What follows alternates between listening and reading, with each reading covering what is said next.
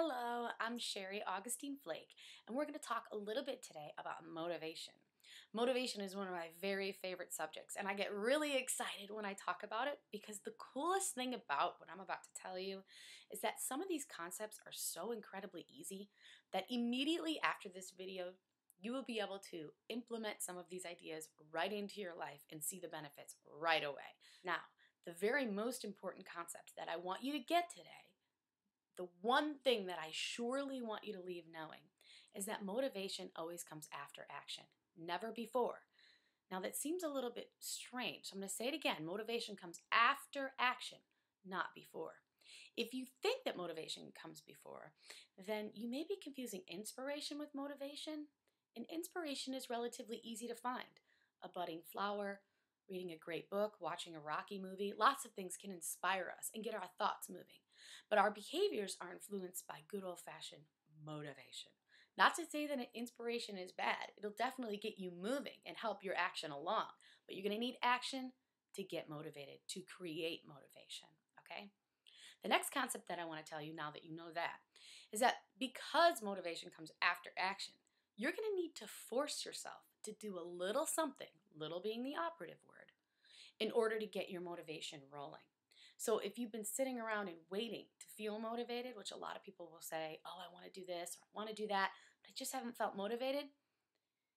If you're going to wait until you feel motivated, you're going to wait a long time because you need a little action before. So you're going to have to force yourself just to do the littlest something. It can be super small. It can be go to Nike.com and look at the shoes there. It can be walk over to a friend's house and talk to them about a spinning class. It can be go over to the Y and just see how much it costs to join. Okay? It doesn't need to be humongous. It can be write a list of things that you need to do if you'd like to be a Pilates client. Or it could be just get the paper or just buy the pen that you like to write the list, okay? I'm talking about small steps in order to just get a little bit of motivation. Speaking of little by little, that's the second concept, okay? You're gonna have to have a little by little mentality as you do this. What happens is a lot of people get really, really excited once they start to feel a little motivation and they do too much. And that is just too cumbersome for your brain. I myself, I would love it if I could just sit down and eat all of my meals for the entire year in one sitting. I think it would save time, I think it would save money, I think it would save a lot of hassle and a lot of grit and a lot of cleaning the kitchen if I could just do it all at once. But that is not how my body works. And your brain is a part of your body. So when you decide that you're just going to change on January 1st, and I'll get into that later, or any other day, and that you're just going to magically change and take on all at once everything that you want, you're going to be disappointed. Your brain likes things little by little, and you're going to need to honor that if you'd like to accomplish long-term change. The little by little mentality is actually really good news for us. It means that we decide what it means to be a runner, and then we slowly and little by little implement those ideas into our life gradually, so our brain can get used to it and actually accept it and not reject it. Our brain is interested in sameness and status quo. It's not as interested in what your mind wants. Even if your mind knows that running is better for you, that it makes you feel better, that it actually makes you healthy, your brain doesn't care. It only simply cares that it hasn't run previously in your life, you've stayed alive, and its goal is survival, not making yourself well, not making yourself better, not making yourself all that you can be, which is your mind's goal.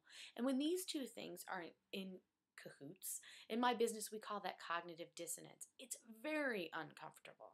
Okay? So in order to get sameness and status quo to be running, you gradually introduce. You may go to a running workshop. You may go and get fitted for shoes.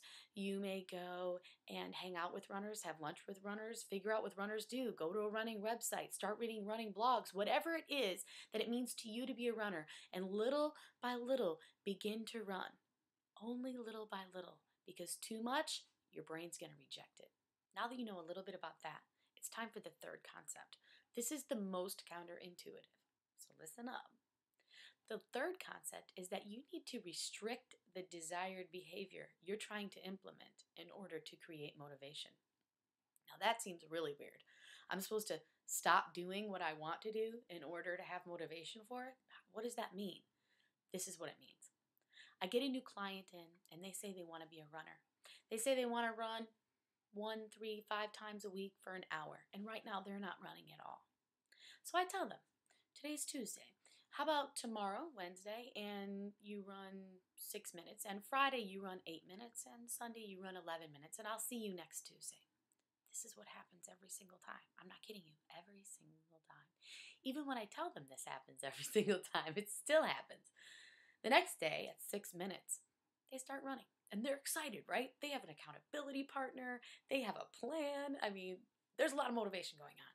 But once they start actually running, what happens? Well, because motivation comes after action, they start feeling really motivated, right? And they start running, and they're looking around, and they're feeling really good, and they start having fantasies about being a runner. They start thinking, I'm going to be the girl that runs through my neighborhood all the time. My neighbors are all going to know me. I'm going to look so hot. I'm going to get new jeans. I'm going to get new outfits. I'm going to be a runner. I'm going to look so good. I'm going to know everyone. What's up? In 6 minutes, alarm goes off, and they're like, what does Sherry know? I've never felt this good. I'm actually doing the behavior that my mind wants, that I've always wanted to do. Why would I stop? So they keep going, and they keep going. And then they come home, and it might have been 45 minutes or an hour, but it's a lot longer than 6 minutes. And then the next day comes, their 8-minute run comes a couple days later, and they may or may not run. Now, if they do, it's usually for only 8 minutes, either because they're injured because they ran too much the time before, or because it was just too much for their brain to handle. Took too much time, which is our brain's favorite excuse. And so they only run for 8 minutes. Feeling kind of bad, though, because it felt so good to run the few days earlier. By the time Sunday comes for that 11-minute run, they're sort of over it. Usually don't run at all. And on Tuesday, they come and tell me that they did not take my advice whatsoever.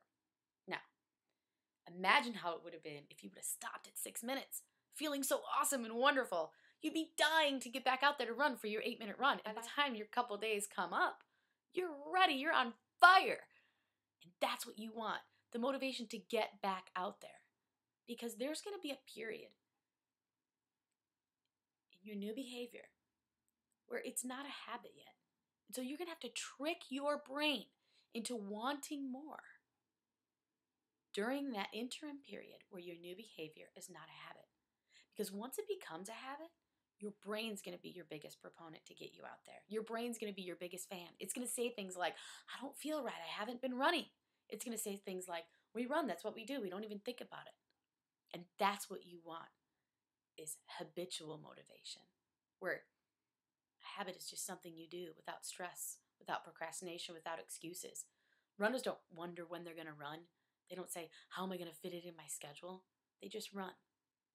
And that's how you keep it coming. By keeping motivation coming. By creating your own motivation until it's a habit. You can do this. Again, motivation comes after action. Make sure you force yourself to do a little something. And then after that, use the little by little mentality. And then begin to just restrict the behavior here and there to keep that motivation coming until it just becomes normal to run. You can totally do this. Good luck to you. I'm Sherry Augustine Flake, Atlantis Stress Therapist. Get out there. Get motivated. You can do it. So long.